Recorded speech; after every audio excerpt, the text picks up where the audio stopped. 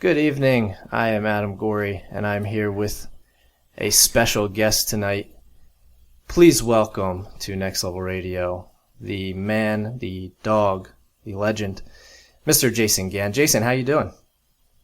Good, mate. How are you? I am good, and like you said before we went on air, you're calling us from Spain. What are you doing out there? Yeah. Visiting, or?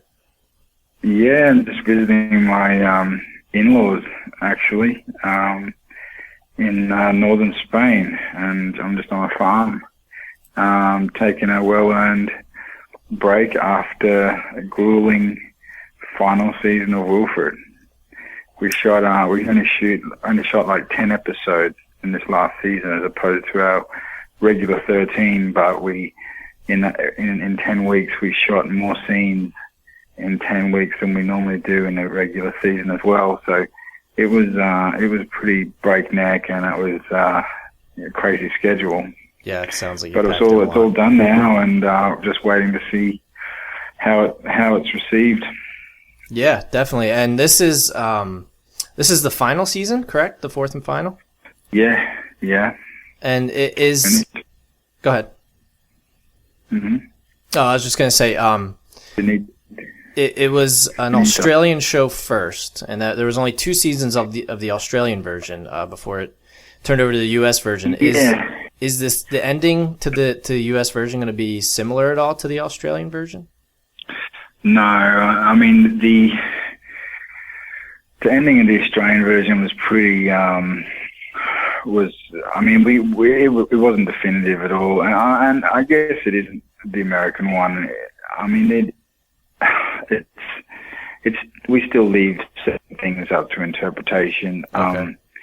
But it's definitely the American show is such a different creature to the Australian show. I mean, we sort of took a strong departure from the pilot. So from that time onwards, it's just it's done its own thing and barely resembles the Australian show, except for a few jokes here and there, and me in a dog suit, you know. And is kind of a big element of the show, I guess. just and the title, just a bit, yeah. Now it also actually started out as a short originally back in like 2002, like 5 years before the Australian version, right? It started out as a conversation. I was staying at my mate's place, and he was telling me about a date that went sort of south after going back to this girl's place, and she had this dog sitting on a sofa in her bedroom looking at him like as if to say, "What are you planning on doing with my missus?" And I just started, with a bong in my hand, started improvising as that dog, just putting him on the spot, interrogating him, and he just played along. And we didn't even really know we weren't trying to create anything. We were just, riffing, and we just went, "This is a short film. We got to write this down." So we wrote it down, and we shot it a week later, and then it just took off. It just won short film festivals all around the world, and then we, with the money we'd won and film stock and stuff like that, we decided to make a pilot. And people would be saying to me all the time, we hear all the time that that idea will never go beyond 7 minutes, like. And they'd say it, like pissed off, almost as if we were like arrogant to think that it could, it was just a cheap joke. But I was like, no, this character's got legs, like. And so, even then I wrote the pilot for the Australian show, and we shot that, and then people said the same thing, like, yeah, but how's it going to go beyond this? Like, what happens after this? And I'm like, just put it on and you'll see. And we would have continued doing one in the Australian show if but for the opportunity to, launch it over here. So, I mean, it has occurred to me that if I ever get sick of not being in a dog suit, that perhaps go back and do another season in Australia of the Australian version. But now, I mean, we wrote that short film 12 years ago, so Yeah. It's been a long journey. So Yeah, I'm happy to do something different for a while. Yeah, and speaking of the dog suit, you know, how difficult is it shooting it that? I mean, it looks pretty warm. Yeah, and as it gets closer to the summer, each season when we're shooting, it gets hotter and hotter in Los Angeles, especially when we're shooting in the valley. But you know, I just just grin and bear it because I know that we've got a great fan base, and I'm a Wilfred fan as well. I enjoy when I'm watching the show. The last thing I'm thinking of is me getting in and out of the suit. But I'm a stage trained and seasoned actor way before I was on TV. And, yeah, exactly. In fact, I did 10 odd years of theatre, repertory theatre, doing children's shows and getting in those kind of in and out of it, animal suits and shit like that all the time, these costumes. So for me, it was kind of similar to the days when I was earning $30 a show, 3 shows a day, but I was just being paid more and I had a much bigger audience. Yeah, and but I feel very lucky. I'm lucky to have the opportunity. So as annoying as it would be getting out of this, I try to remain grateful. I was gonna say you can't say too many people get to dress in a dog suit and hang out with Elijah Wood all day. The funny thing is when people get dressed in a dog suit for Halloween, they stay in it by choice. And I'm a little bit behind. I was a little late to the party, and I kind of started catching up on Netflix. So I mean, I think there's only 2 seasons on Netflix right now. I'm sure the 3rd will be out once 4 starts, and then I can DVR 4 and get all caught up in one shot. But one of the best things, or one of the funniest things on the show is with the dog humor. It's stuff that people who own dogs, and I've owned a dog pretty much my entire life, obviously not the same dog, but anyone who has owned a dog or does own a dog can relate to it. And I mean, just going off recent memory, I know one of my favorites from season 1 was with the laser pointer, with Jason laser pointer. It's just so funny seeing a human act like a dog doing quirky things that my dog always does. Yeah, that's one of my favorite episodes as far as my physical comedy goes. And I've done that with dogs and laser pointers as well. Did you have that and the pole dancing as well? Like most dogs. You were pretty good at that too. Were you practicing with that? You did that pretty well. I know. Yeah, well, there was some strippers like on the set that day, and I was like asking one to like some moves, and she showed me. I mean, I should have probably done a few more due to a misspent adulthood, but I got her she showed me that particular slide around the pole, and I practiced it a few times, and then I did it, but it was getting worse and worse each time. I already had a left shoulder injury, and then it was hurting my right shoulder from putting all the strain on that, and I knew I had 1 take left in me. So I just got them to wait and said, "Listen, show me this move again." She showed me it, and then I just used every ounce of strength I had just to stick it. And that's the one they went with? Stuck it. And that was the one. And I still marvel at it myself. I look at that show and I'm like, it's just perfect. I mean, it's like slow motion. It isn't even slowed down. I know, that's the crazy part about it. It looks like you're in slow motion, but you're not. I mean, have you used experiences with dogs, I assume, then in writing with influence-wise?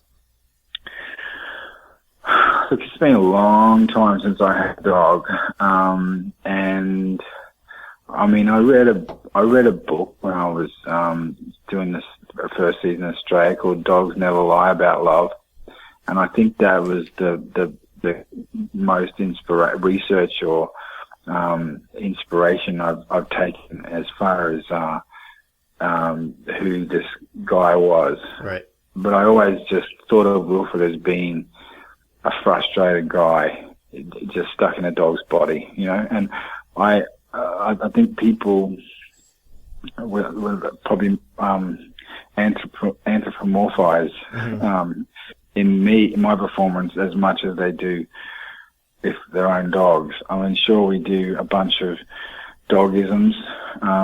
Really, I'm never acting like a dog. I'm acting like me in the human translation of dog behavior. Yeah, I haven't met too many dogs that smoke, so.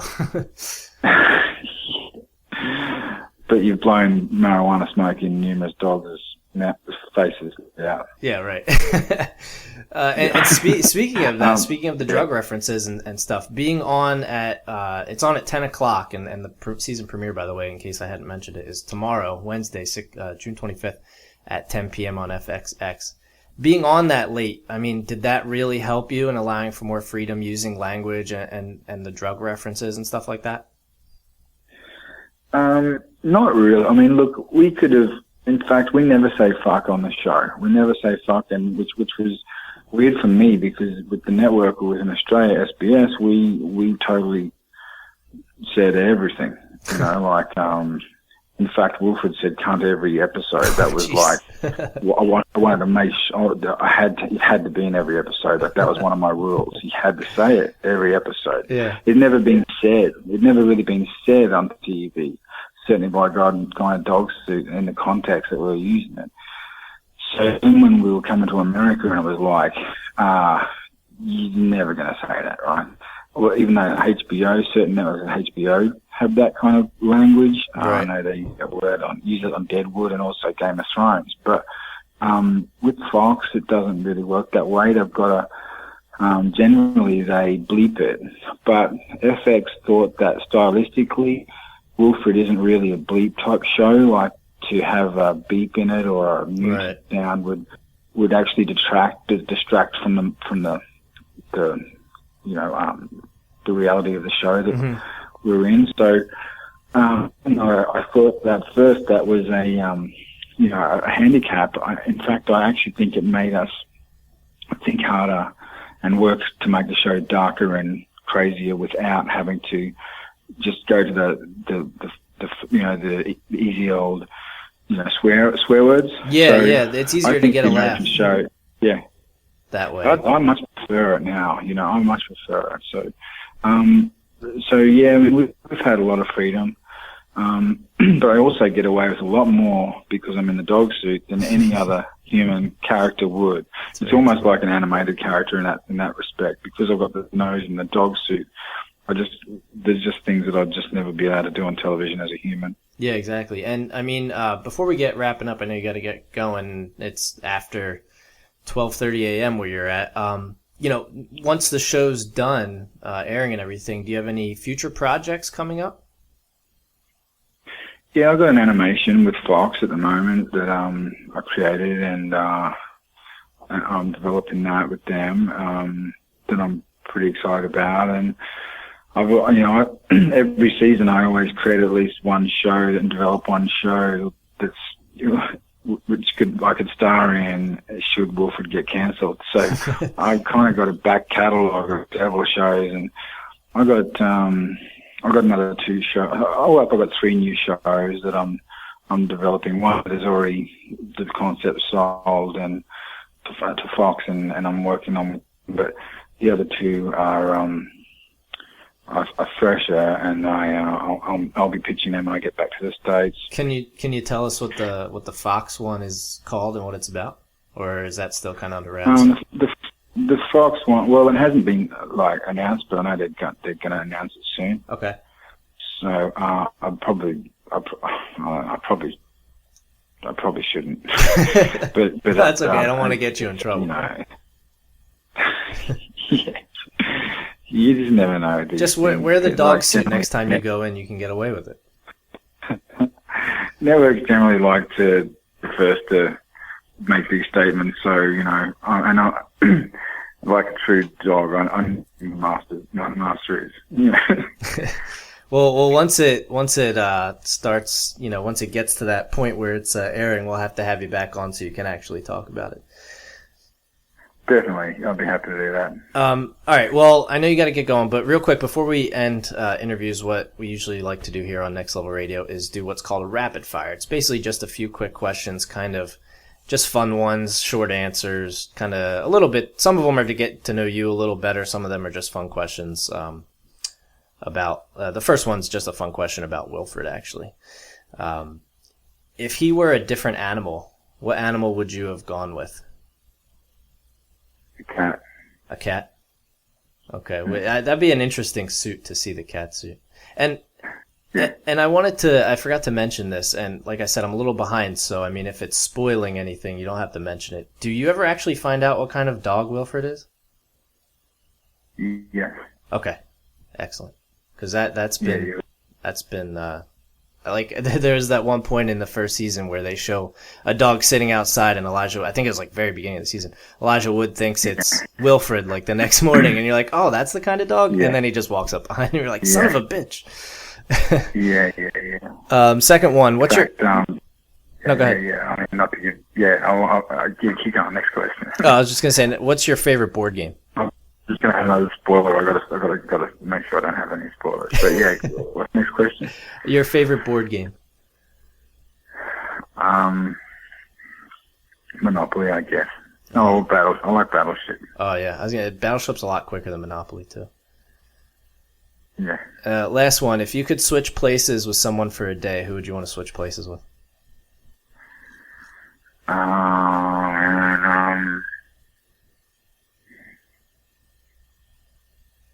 Elijah Wood. While he's shooting Wilfred. Yeah, I was going to make him wear the dog suit instead of you. It would just be really funny just to see it from his perspective. Yeah, and interestingly enough, and I almost forgot to bring this up. I think it was, I don't remember what season it was, but I know I had seen something about one of the episodes you guys ended up actually having to kiss because of the whole dog-human thing. That's right, yeah. How did that go? Yeah, it was... I was hoping we'd get nominated for some MTV Kiss of the Year or whatever, but no one seemed to notice that we were like tonguing each other, making out. It was pretty funny. Yeah, it was just we've done a lot of crazy fun things together, and we just notch them up to another one, and I forgot about that. But yeah, each year we always try and do something a bit dangerous. Yeah, it was definitely hilarious. Not many men can say they've done that. Yeah, I mean, I'm sure there are a lot of women out there jealous too. That you get to make out with Elijah Wood. It's off my bucket list. All right. Well, I want to make sure everybody checks out Wilfred. The season 4 final season premiere is tomorrow at 10 p.m. on FXX, and make sure you check out all the seasons. And like I said, if you haven't started watching yet, now's the time to start watching it. Go on Netflix and catch up, or buy the DVDs, because I'm sure there's probably some interesting extra features, if I had to guess. Yeah. All right. Well, Jason, we really appreciate it, man. Yeah, we really want to thank you for coming on. Check us out, nextlevelradioonline.com, for more shows, interviews, guest spotlights, and we just actually covered Comic-Con this past week, so we'll be having posting some pictures and videos from that. But we will catch you later. Make sure you tune in next time for our next guest spotlight. Thanks, guys.